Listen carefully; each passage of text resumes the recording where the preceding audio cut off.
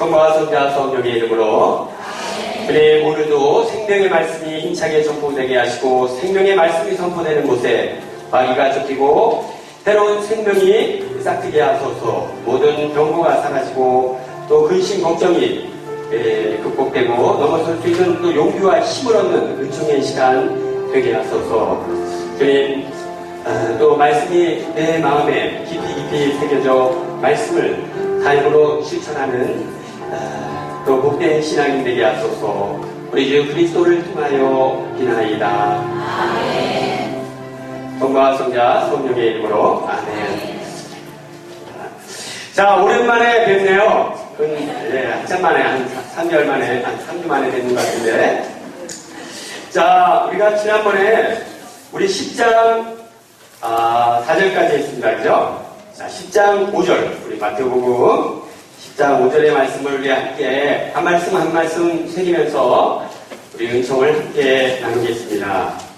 자, 먼저 12사도를 파견하시다 부분 우리가 함께 우리 본문을 좀 읽고 마음에 새기겠습니다. 예수님께서 시작. 예수님께서 이 12사람을 보내시며 이렇게 기도하셨다. 다른 민족들에게 다른 길로 가지 말고 사마리아인들의 고을에도 들어가지 마라. 이스라엘 집안의 길 잃은 양들에게 가라. 가서 하늘나라가 가까이 왔다 하고 선포하여라.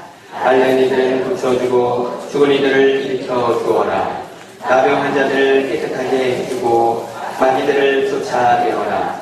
너희가 거저 받았으니 거저 주어라. 선대에 금도 은도 구리돈도 지니지 마라. 여행 보따리도 여벌옷도 신발도 지팡이도 지니지 마라. 일꾼이 자기 먹을 것을 받는 것은 당연하다. 어떤 고을이나 마을에 들어가거든 그곳에서 마땅한 사람을 찾아내어 떠날 때까지 거기에 머물러라. 집에 들어가면 그 집의 평안을 빈다고 인사하여라. 그 집이 평안을 누리기 전에 땅하면 너희의 평화가 그 집에 내리고 마땅하지 않으면 그 평화가 너희에게 돌아올 것이다.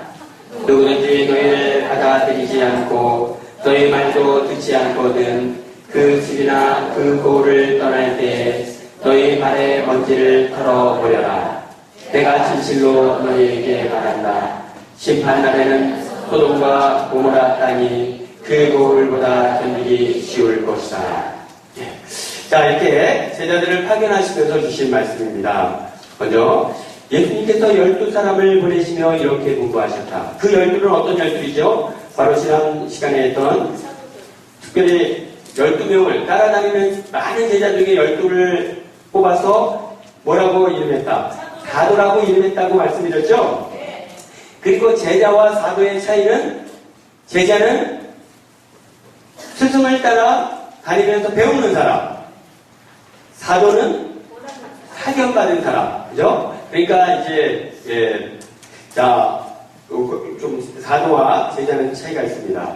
이 12를 예수님께서 파견하시면서 다음과 같이 말씀하십니다. 다른 민족들에게 가는 길로 가지 말고 사마리아인들 고을에도 들어가지 마라.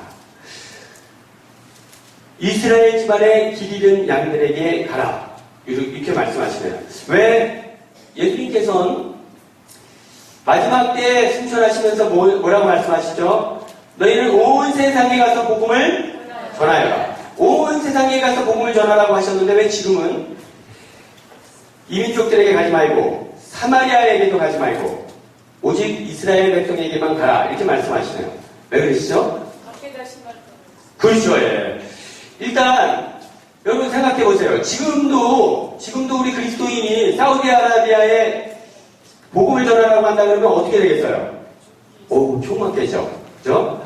그게 지금도 어렵습니다. 근데 그 당시에 더욱 자기 민족신, 부족신들을 모시는 그런 사회에서 어느 지역에 들어가서 자기 신앙을 전한다는 것, 선교를 한다는 것은 이거는 어렵죠. 그죠? 어렵습니다. 사마리아인들은 이민족보다는 조금 더 낫죠? 사마리아인들은 어떤 사람이죠? 좀 야외 신앙인데 조금 변질된 신앙. 그죠?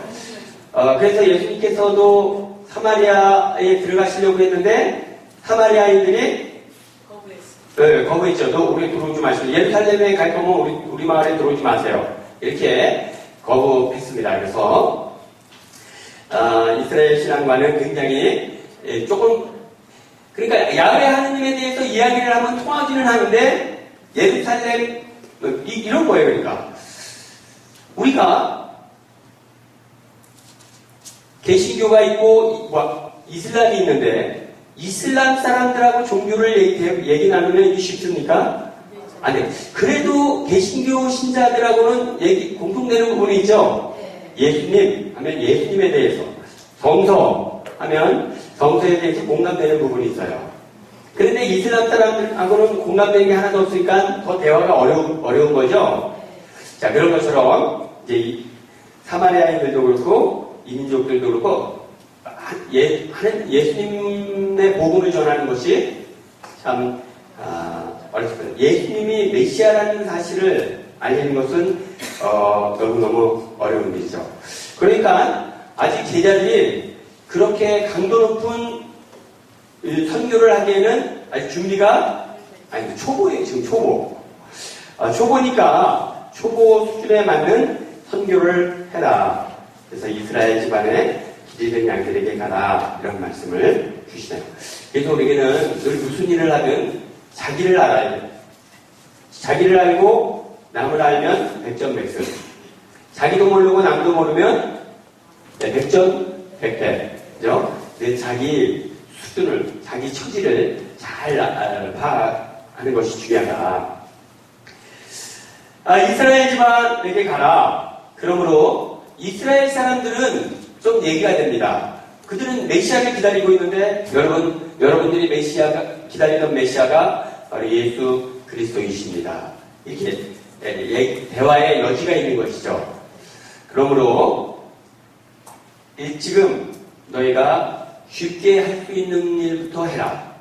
그리고 차차 어려운 일로 나가는 것이 좋겠다. 이런 말씀입니다.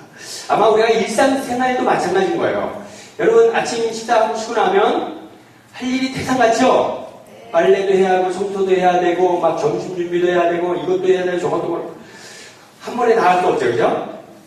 그런데 그럴 때 그냥 너무 막 일이 엄청나면 어디가 훌쩍 주저앉아 버리죠. 에라 모르겠다. 이렇게 되는데 그때 그 어마어마한 일 중에서 지금 당장 가볍게 할 수 있는 일부터 해나가기 시작하면 어느 순간에 일이 끝나는 거죠. 그러니까 그 모든 일을 한꺼번에 다 하려고 하면 우리가 엄두가 나지 않습니다. 지금 할 수 있는 그것을, 지금 가장 쉽게 할 수 있는 그것을 하기 시작하면 술술술술 술탈에 풀려가듯 그렇게 풀려나갑니다. 마찬가지예요. 이런저런 오늘 해결해야 될 일들이 너무 많은데 막 다 쉽지 않아요. 그러면 지금 이 시간 가장 쉽게 할 수 있는 그 일부터 시작하면 나머지 일들이 풀려나가는 것을 보게 될 것입니다. 두 번째, 그런 측면에서 왜 이민족이나 사마리아에 가지 말고 이스라엘 백성에게 가라고 전하는지 좀 이해될 수 있겠죠? 지옥님부터 해라. 두 번째는 어디 한데 가서 선교하려고 하기보단 네 집안부터 선교해라. 네 이웃부터 선교해라. 이 말씀이죠? 그럼 왜 이런 말씀을 하셨죠? 여러분, 먼 곳에 가서 하는 선교는 뭘로 하죠? 말씀으로 하는 거예요. 말씀으로. 제가 저 아프리카 어느 오지에 가가지고 주 예수님을 믿으십시오. 예수님께서 이렇게 말씀하셨습니다. 나를 믿으면 생명을 얻을 것이라고 말씀하셨습니다. 말씀을 전하는 거죠? 그런데 여러분 가족이나 여러분 동네에 가서 선교를 할 때는 말씀보다 뭐가 우선이죠? 여러분 삶이 우선인 거예요. 그러니까 가까운 데에 있는 사람은 삶으로 전하는 것이고 먼 데에 있는 사람은 말씀으로 전하는 거예요. 어느 게 쉽겠어요? 어느 게 더 중요하겠어요? 이 삶이. 그러니까 가까운 데 가서 먼저 전해라. 그러려면 뭐가 변해야 할까요? 삶이 변해야겠죠? 삶이 변해. 내 가족들에게 선교하려면 내 삶이 먼저 변해야 됩니다. 삶이 변하지 않고 내 가까이에 있는 사람에게 선교하면 너나 잘해. 그죠? 그러니까 가까운 사람들에게 복음을 전하려면 먼저 삶이 변해야 한다. 그래서 예수님께서는 어쩌면 가까운 네 가족부터 이웃부터 먼저 복음을 전해라는 말씀은 먼저 네 선교사가 되기 위해 네 삶을 먼저 정하라. 이런 초대로도 우리가 받아들일 수 있겠다. 이런 말씀을 함께 나눕니다. 자, 우리 7절, 8절 함께 볼까요? 가서, 시작.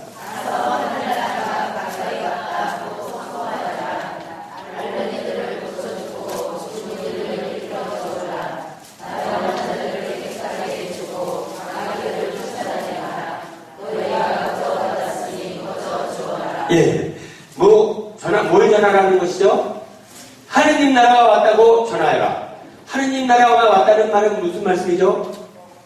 살만 나는 세상이 왔다고 전하는, 살만 나는 세상. 그렇습니다, 여러분. 그리스도인들은 이 살만 나는 세상의 삶을 사는 사람들이에요. 살만 나십니까? 별로 없으시네요. 자, 그러므로 그러니까 이 가서 하느님 나라를 전하라는 것은 아니면 세상 살만 나는 세상 왔다고 전하라는 건데, 일단 내가 살만 나게 신바람 나지 않으니까 이 선교가 안 되겠죠. 그러므로 우리가 좀 우리 스스로의 삶이 좀 신바람 나야겠다. 자, 그러면 여기서 알레미를 고쳐주고 죽은 이를 일으켜주어라. 남의 환자를 깨끗하게 해주고 마귀를 쫓아내어라. 이제 예수님 때문에 우리는 더 이상 고통을 두려워하지 않아도 된다. 예수님 때문에 죽음을 두려워하지 않아도 되겠다. 예수님 때문에 사탄을 더 이상 두려워하지 않아도 되겠다. 되는 세상이 되었습니다. 이것이 살만 나는 세상이에요. 사람이 더 이상 죽음을 두려워하지 않아도 된다면 이게 진짜 살만 나는 세상이죠. 그죠? 네. 죽음, 더 이상 사느냐 죽느냐가 더 이상 문제되지 않는 삶을 우리는 살고 있는 것입니다. 세상 사람들이 두려워하는 가장 본질적인 이유가 뭐죠? 죽음이에요. 그러니까 윽박 지를 때도 죽을래? 이런 거 막 다 살자고 하는 얘기거든요. 그런데 우리는 더 이상 죽는 것이 두렵지 않으니까 너 죽을래? 그래. 이게 그러므로 우리는 그런 부분들이 우리 그리스도인에게 있어서는 영원한 생명을 우리가 희망하고 있기에 더 이상 죽음이 두렵지 않고, 이 영원한 생명을 빼앗아가고 있는 자는 사탄의 세력도 더 이상 두렵지 않다. 네. 그러므로 예수님의 이름으로 이 모든 것들을 우리가 맞서 싸울 수 있는 세상에서 살고 있습니다. 그러니까 여러분, 예수님의 이름을 효율적으로 사용하시기 바랍니다. 정말 은총의 자리에서 예수님을 힘차게 우리는 부르고 있습니다. 근데 정말 불러야 할 자리에 잘 부르지 않아요. 너무 막 미움이 솟구쳐가지고 분노가 올라온다. 이때야말로 예수님 부를 타임이죠? 예수님! 미움이 막 너무 불타오릅니다. 이거 제 힘으로 안 됩니다, 예수님. 예수님! 딱 세 번만 하면 분노의 불이 팍 꺼져버려요. 두려움도 마찬가지고, 사탄이 우리를 유혹하죠. 이 유혹할 때 그냥 예수님 소리를 힘차게 세워. 우리 한번 크게 예수님 제 힘을 한번 불러볼까요? 시작! 예수님!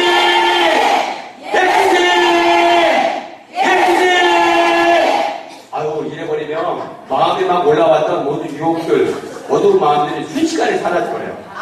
좀 시원하지 않습니까? 예수님 불러야 할 타임에 우리가 힘차게 예수님을 불러야겠다.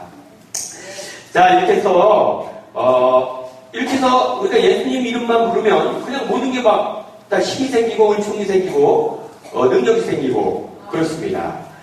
이거 어떻게 우리가 얻었죠? 얼마 주고 샀죠? 얼마 주고 샀냐니까 교무금 내고 샀다고. 예, 우리가 교무금 내고 산 게 아니라 하느님께서 은총을 주셨기에 우리가 감사금을 봉헌하는 거죠. 예, 그런 측면에서 우리가 거저 얻었습니다. 거저 주신 거예요. 자, 이렇게 하느님께서는 거저 우리에게 은총과 능력을 주신다. 자, 그러니까 거저 받은 것이니까 이제 어떻게 해야겠죠? 이걸 남에게 전해야 되는데 이 얼마나 놀라운 선물입니까? 그죠?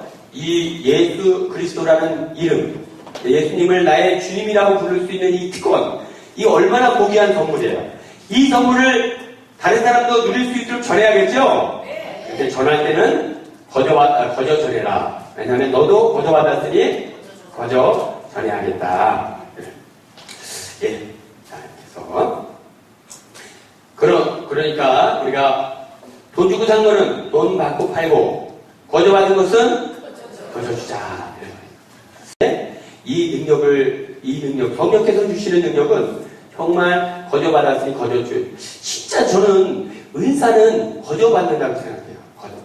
어떤 능력을 갖고 받으면 막 대학 교수들이나 막 이제 교황청에 계신 분들이 막 높은 은사를 받아야 되는데 이게 보면 우리나라에서 제가 알기로 최고의 은사를 받은 분은 저 고마리아 자매님 할머니 같아요. 근데 그 할머니는 진짜 시골 할머니예요. 글도 잘 모르시고 그런 분들한테 그렇게 놀라운 은사가 주어지는 거 보면 이거는 무슨 공부해서 뭐 개인적인 능력으로 받는 게 아니라 하느님이 주시는 그냥 무상의 선물인 것 같아요. 그러니까 우리가 하느님이 주시는 능력을 갖고 우리가 봉사하는데 이런 능력도 하느님 영광 드러내는 데 쓸 때 그때로서 더 큰 능력들이 주어진다. 이런 부분들을 우리가 함께 나눠봅니다. 자, 이렇게 해서 우리가 함께 나누고요. 9절에서 10절을 우리 함께 보겠습니다. 9절에서 10절. 전대, 시작.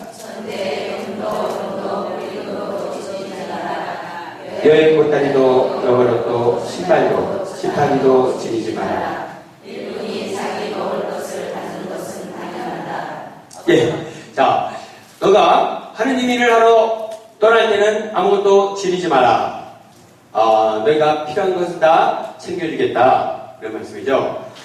그러므로 전대에 금도, 은도, 굴돈도 지니지 말고 보따리도 지니지 말고 그냥 떠나라. 그 뭐죠? 어디에 복음을 선포해야 되는데 야 거기 가서 내가 일주일 해야 되니까 일주일치 식량, 신발, 옷 이런 거 저런 거 막 챙기는 거예요. 이런 거 저런 거 막 챙기다 보면 어떤 상황이 발생되죠?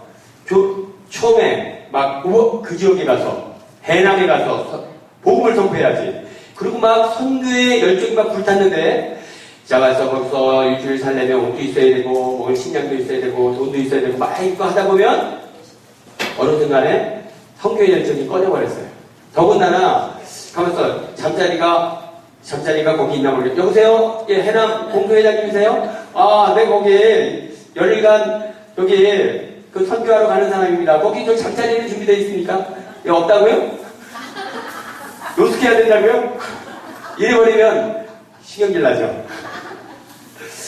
그리고 그럼 거기 어떻게 해? 잠자리 준비 안 해가지고 어떻게 되겠습니까? 막 이렇게 저렇게 시행이 하다 보면 타오르던 선교 열정이 다 사라져버리고.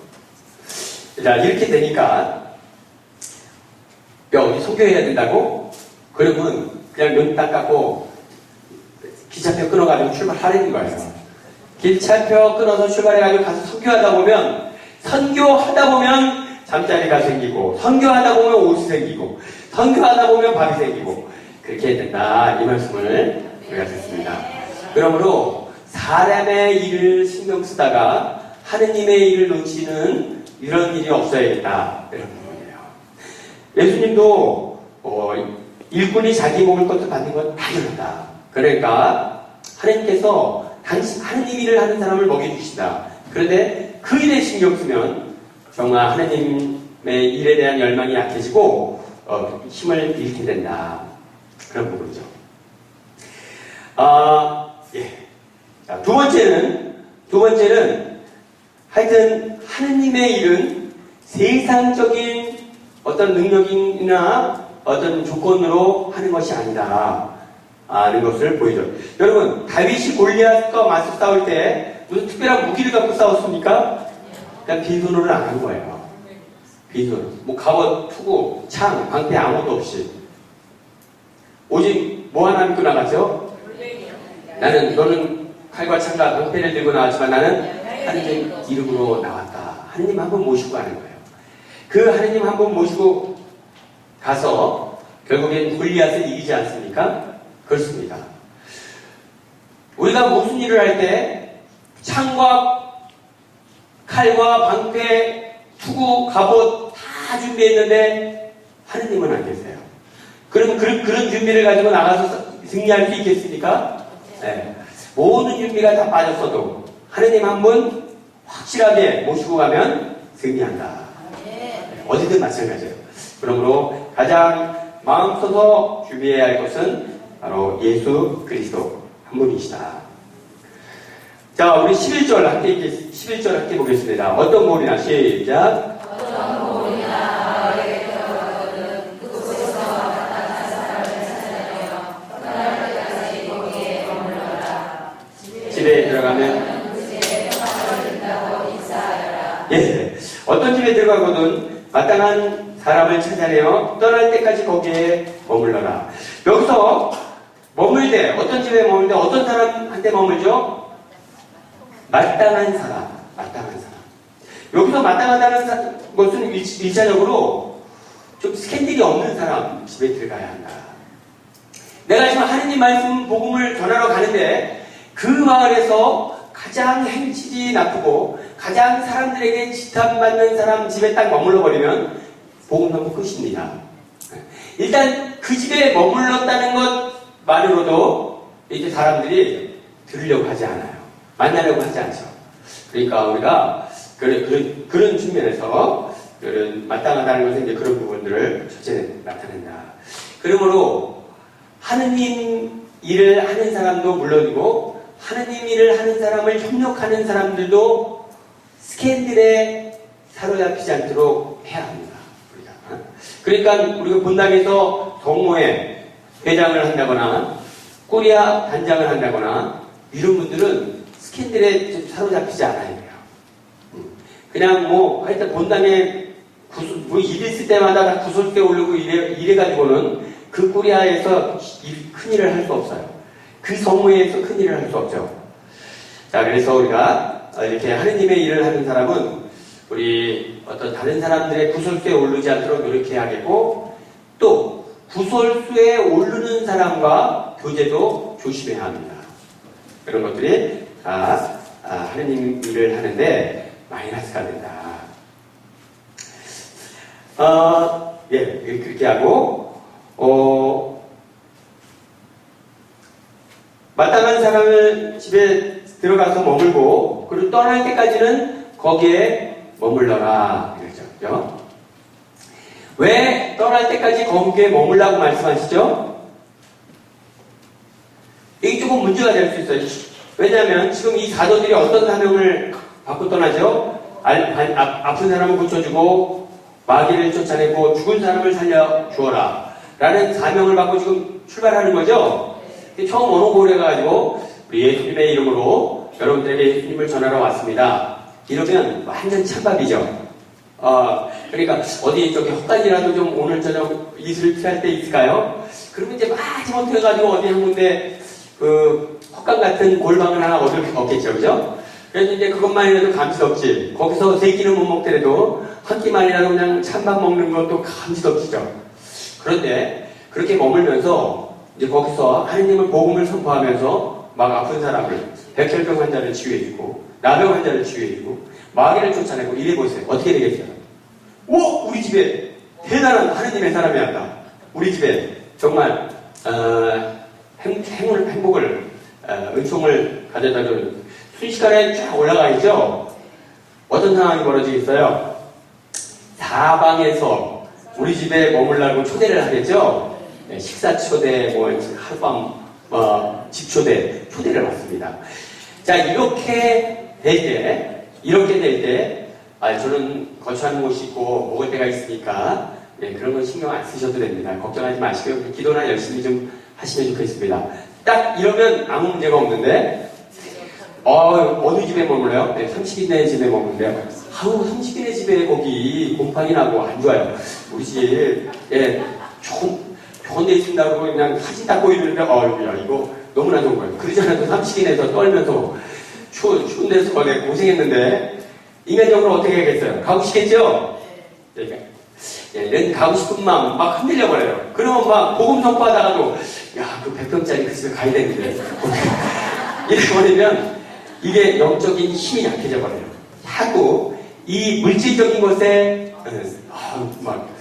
우리, 선생님 굉장한 능력이 있다는 말씀을 들었습니다. 우리 아이가 아픈데 오셔서 치료해 주시면 우리가 큰 거 한 잔 드리겠습니다. 딱 이래버리면 그냥 막 강의하면서 기도해하면서 생각이 막 오락가락 해버립니다. 이러면 쭉쭉쭉쭉 영적인 힘을 세상 것에 마음을 쓸수록 영적인 것에 힘을 잃게 되는 거죠. 그러니까 일단 복음을 선포하는 사람을 위해서라도 어떤 한 곳에 딱 자리를 잡았으면 이제 그거 호텔, 궁궐 같은 집에 초대를 받아도, 수락산 같은 음식을 초대받아도 다 거절하고, 다 처음에 네가 결정한 그 생활에 만족하면서 가라. 그래야 네가 지금 갖고 있는 영적인 능력을 계속 발휘할 수 있다. 이 부분입니다.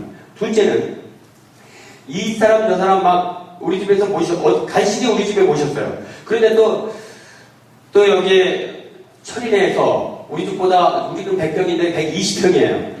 그러니까 더 좋은 데서 초대하니까 또 자꾸 기웃기웃대는 거예요. 그래서 뺏겨버렸어요. 어떻게 되겠어요?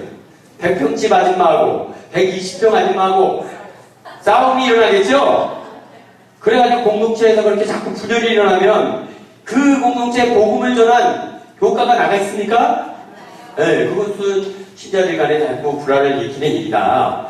그러니까 마땅한 집을 찾아라.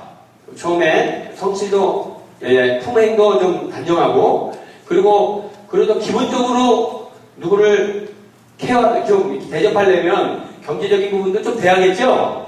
그런 것도 좀 고려하고, 이것저것 고려해서 딱 어느 집에 딱 자리를 잡았으면, 이제는 떠날 때까지 누가 뭘 준다고 해도 거기에 마음 쓰지 말고, 오직 기도와 복음을 선포하는 일에만 전념해라. 이런 말씀이네요. 자, 그러면 우리 12절 함께 보겠습니다. 12절, 13절, 시작.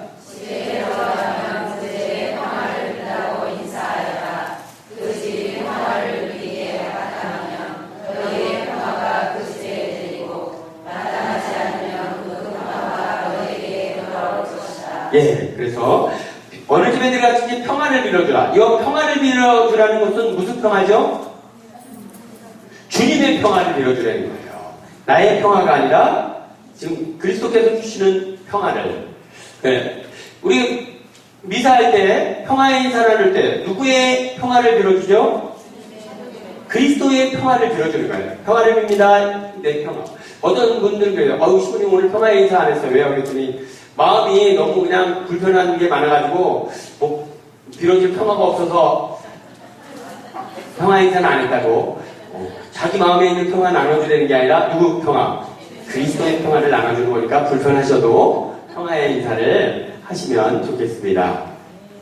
자, 그런데 그 평화, 그래서 평화를 받을 만하면 그 평화가 그 집에 머무르고 받을 만하지 않으면 그 평화가 되돌아올 것이다. 그러므로 우리 첫째는 평화를 빌어주는 것이 좋습니다. 그리고 우리는 그리스도인들은 상대방에게 그리스도의 평화를 선물하는 것입니다. 그리고 이 사람이 평화를 받을 만한가 안 한가는 내가 결정할 것이 아니라 누가 결정하시다? 하느님 결정하시는 거예요. 그러니까 평화를 빌어주는 것입니다. 복을 빌어주는 거예요. 복 받을 만하면 그 복이 거기에 철커덕 붙고, 복 받을 만하지 않으면 다시 돌아오고. 그러니까 여러분, 복을 청하는 것도 중요하지만 못지않게 중요한 건 뭐죠? 복 받을 일을 해야 하는 것이 중요하다. 그러니까 복을 많이 청하는데 복받을 삶이 아니면 그 다 그냥 숲으로 돌아가는 거거든요. 자, 그래서 우리가 복받을 행동을 많이 하시면 좋겠습니다.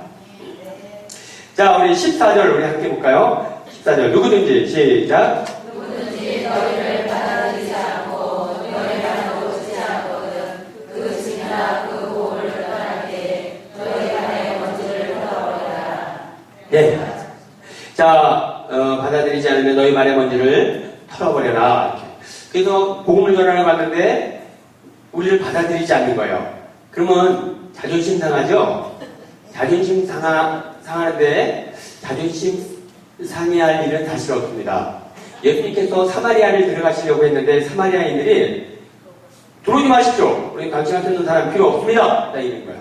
그래? 그래서 돌아서 가려고 그러는데 요한이 뭐라고 그러죠? 이런들이 우리 스승님을 안 받아들이네. 이런 우리 스승님이 어떤 분인데 그냥 칼에서 불을 내려 그냥 불사질러 버릴까요? 예수님 모르시죠? 꾸짖으셨다. 바보같이. 그리고 그냥 돌아서 가셨다. 왜 꾸짖으셨죠? 왜 예수님 제자들은 막 분노하는데 예수님은 분노하지 않죠? 예수님을 안 받아들이면 누구 손해죠? 자기 손해죠. 예수님은 거기 은총 전해주고 복 전해주러 가시는데 복을 안 받아주는 거예요. 아이고, 네가 오늘 나를 받아들였으면 대박 터지는 건데 이 대박운이 없구나. 그럼 다음에 보자. 그러고 가시는데 그럼 제자들은 왜 예수님은 분노가 안 났는데 제자들은 분노가 났을까요? 예수님은 복을 전해주러 가셨고 제자들은 과시하러 간 것입니다. 우리 스승님 니들 한번 만나봐라. 오늘 큰데 준다. 니도 오늘 스승님 한번 만나보면 오늘 니네들 오늘 우리들 대접 기가 막히게 할 거다. 이런 기대를 갖고 왔는데 딱 하니까 그냥 분노가 일어나버린 거예요. 그죠?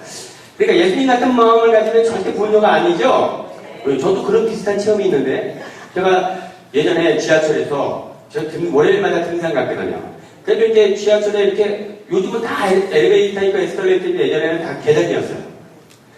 그래가지고 이제 가는데 산에 가는데 웬 아주머니 한 분이 막 머리에 이고 양 손을 들고 그래 계단을 올라가려고 그러는 거예요. 그래서 너무나 좀 안 돼가지고 저 아주머니 제가 여기 집 하나 들어드릴게요. 그리고 딱 잡았는데 오이 자매님이 저를 쫙 치고더니 인상을 팍 쓰는 그래가지고 이제 가는 거예요. 제가 그러니까 순간적으로는 당황스러웠는데 이 자매님은 글쎄요. 이 자매님은 혹시나 나한테 그 짐을 맡기면 자꾸 칠 수도 있다. 이런 생각이었어요. 그러니까 이제 가지고 올라가죠. 그렇지만 저는 그 짐 갖고 갈 생각 전혀 없었죠.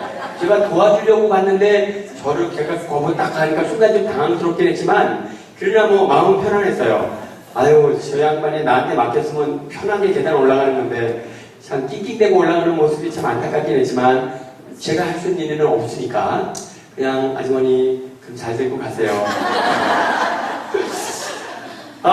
그런 마음이죠. 그러니까 누구에게 거부당했을 때 분노를 느낀다는 것은 여러분 사실은 거부한 사람보다 누구 책임이 더 크죠? 자기 책임이 더 커요.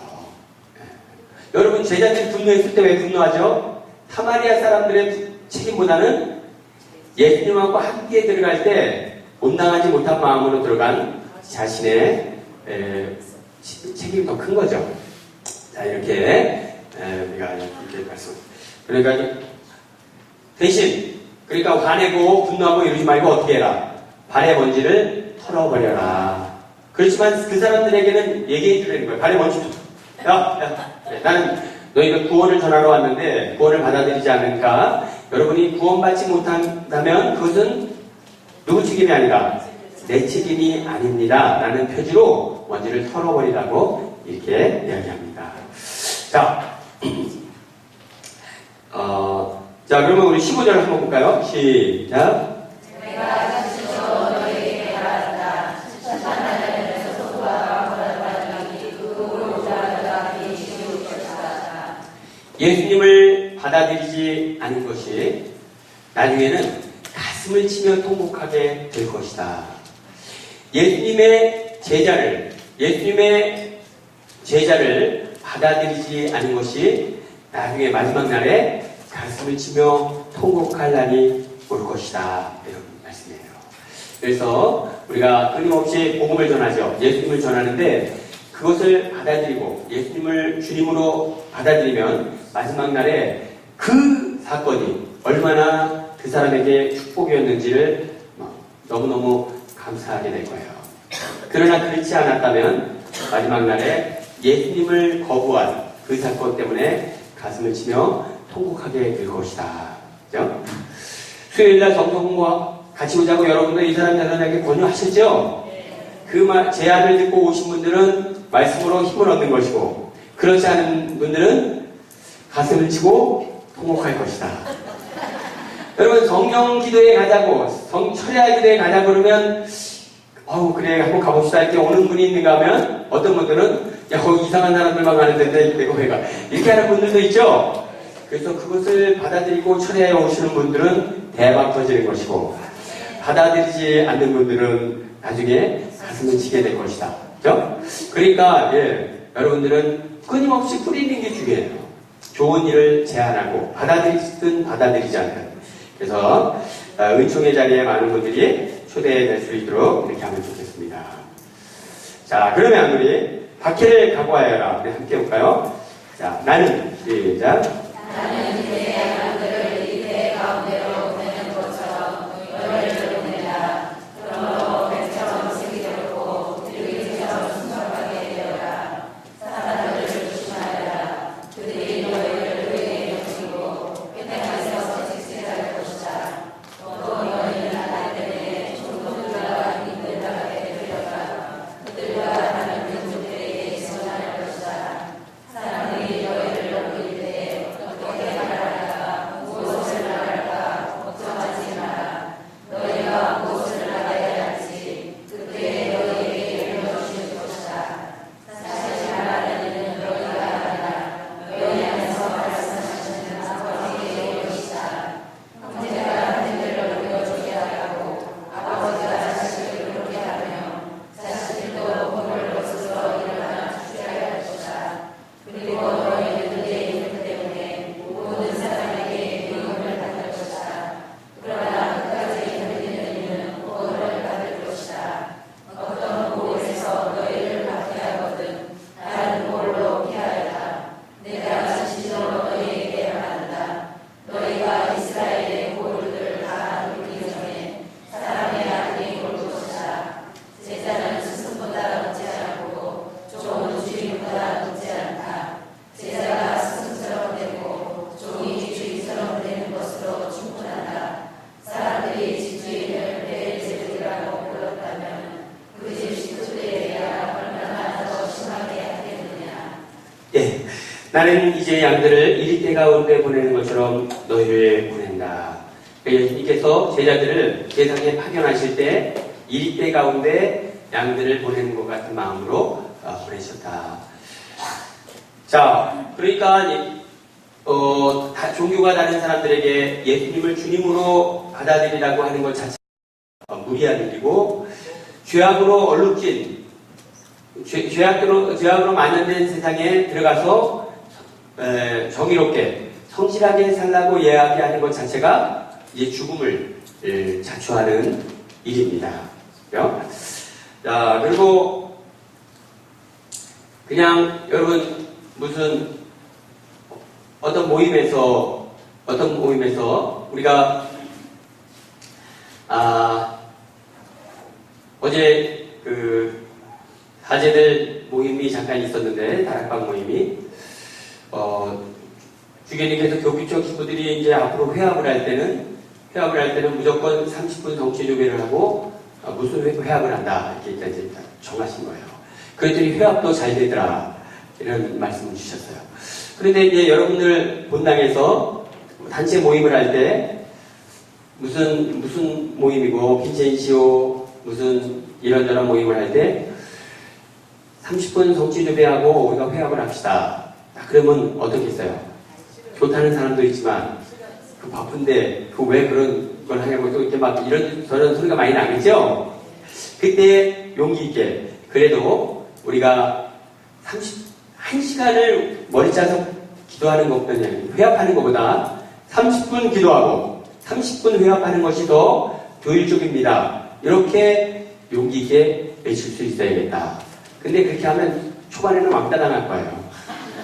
왕따 당하더라도 그렇게 하는 것이, 자, 이렇게 우리가 뭔가 더 바른 소리를 하면 일단은 밖에를 각오해야 한다. 그러므로 뱀처럼 슬기롭고 비둘기처럼 순박해야 한다. 예, 뱀처럼 슬기롭게 해라는 말씀은 뱀처럼 깨어서 하느님 말씀을 늘 깨어 경청해야 한다. 어떤 상황 안에서도 하느님께서는 뭐라고 말씀하시는가, 하느님의 뜻은 무엇인가를 끊임없이 찾아가는 신앙인이 되라. 두 번째는 비둘기처럼 순박하라는 것은 겸손하게 그리고 사랑하라는 말씀.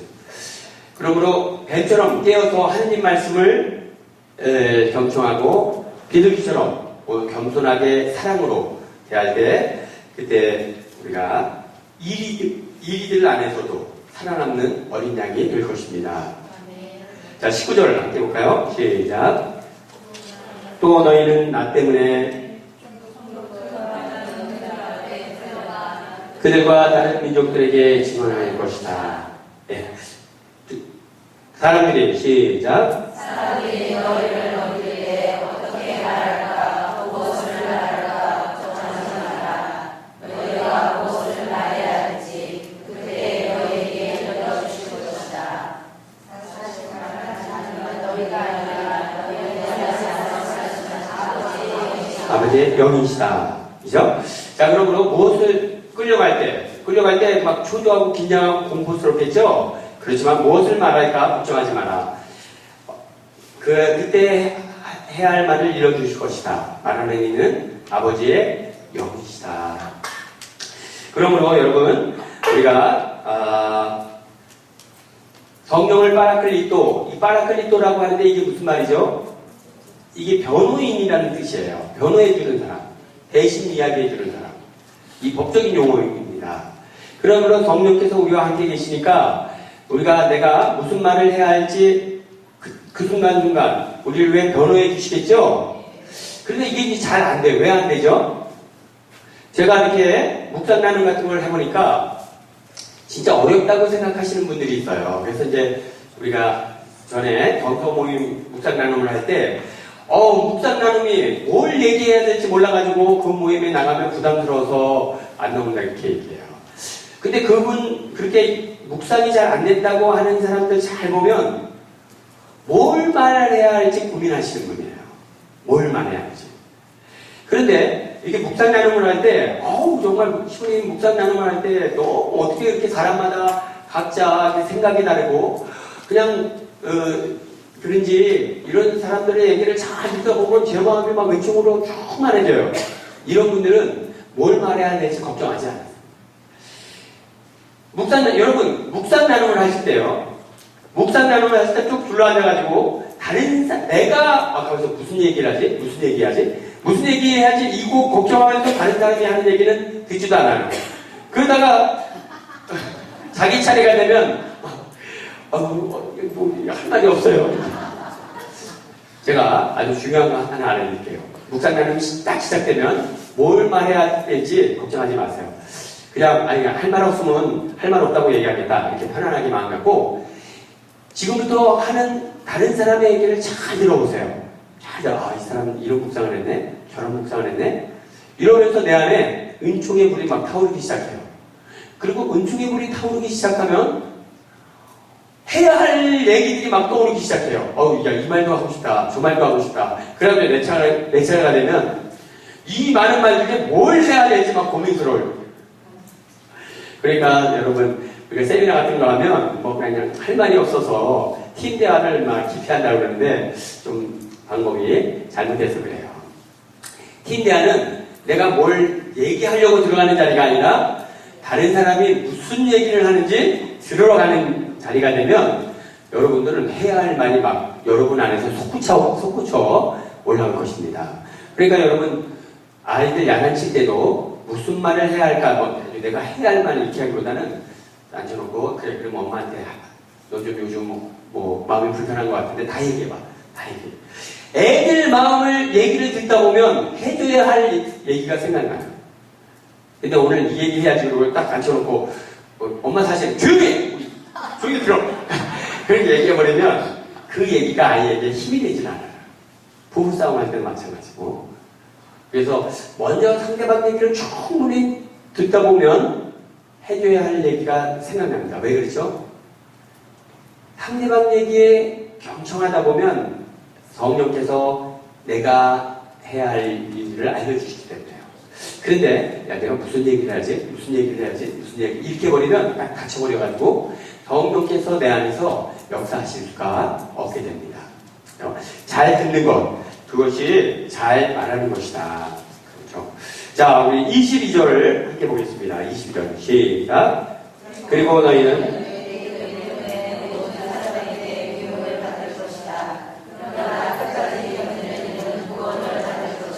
예, 여기서 너희는 나 때문에 미움을 받을 것이다. 뭐 처음 마찬가지죠. 예, 이리때 가운데 들어간 어린 양.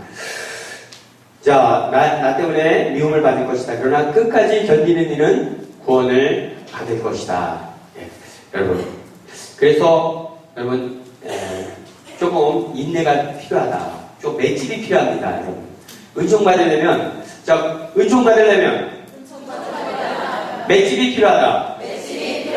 네, 그래서 조금 뭐 해보고 힘들다고 포기하고 시련이 왔다고 포기하고 이렇게 저렇게 포기하면 열매가 맺어지지 않습니다.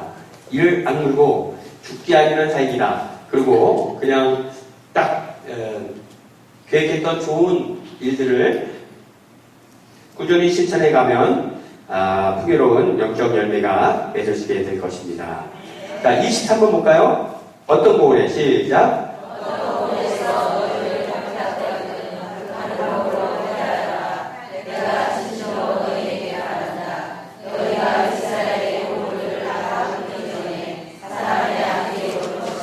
예, 어떤 보울에서 너희를 박해하거든 피하여라. 피하는 것은 비겁한 것이 아니다. 그죠? 내가 복음을 전하러 갔는데 복음을 받아들이지 않는다면 우리가 계속 전할 수는 있습니다. 근데 박해한다면 더 이상 전할 수 없겠죠? 박해한다면 더 이상 내가 할 수 있는 일이 아무것도 없는 것입니다. 그렇다면 피하는 것이 좋겠다. 그러므로 박해가 주어지고 주이는데 피하지 않는다면 이것은 과도한 헛된 어떤 용기일 수 있어요. 그래서 순교자들 성인 검사를 할 때 순교한 사실이 확실하지만 자수를 한 사람은 성인 품에 오르지 못합니다. 내 죽이겠다고 막 칼도를 찾아다니는데 나 천주교 신자예요 이렇게 나서는 사람은 순교를 했어도 성인 품에 오르지 못해요. 그러니까 이게 박해 상황에서는 피하는 것이 비겁한 것이 아니다. 이런 부분들이죠. 자, 너희가 이스라엘의 골을 다 돌기 전에 사람의 아들이 올 것이다. 이건 너희가 복음을 전하는 일이 시련과 역경이 있고 그래서 너가 이를 악물고 참아야 하지만 그러나 언제까지 참아야 합니까? 언제까지 참아야 하죠? 곧 온다. 이 말씀. 다 돌기 전에 내가 다시 올 것이다 라는 것은 곧 온다. 네. 자, 우리 큰 소리로 시련을 참고 있으면 예수님께서 곧 오십니다. 쓰러지기 전에 오십니다. 절대로 다 그냥 우리가 더 버틸 힘이 없어가지고 쓰러진 다음에 오시지 않고 견디다 오십니다. 그래서 어떤 사람은 그런 얘기를 하죠. 자기는 시련이 오면 딱 이를 악물고 3일을 참는다고 해요. 그럼 어떤 시련이든 3일만 참으면 다 해결된다고 합니다. 그래요, 우리. 자, 그렇게 해서, 24절, 25절 함께 보겠습니다. 제자는 시작. 제자는 스승보다 높지 않고 종은 주인보다 높지 않다. 제자가 제자가 스승처럼 되고 종이 주인처럼 되는 것으로 충분하다. 사람들이 집주인을 대리되라고 그런다면 그 집주인에 대하여 얼마나 더 심하게 하겠느냐. 네.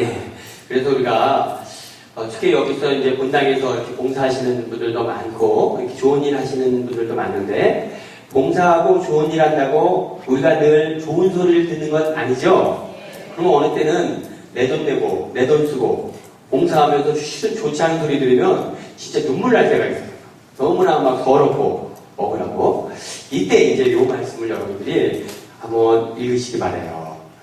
예수님 스승이 제자가 스승보다 높지 않다. 스승이 좋은 일 하다가 의도맞고 그렇게 모함당하고 죽어갔다면 제자가 더 나을 수 없다.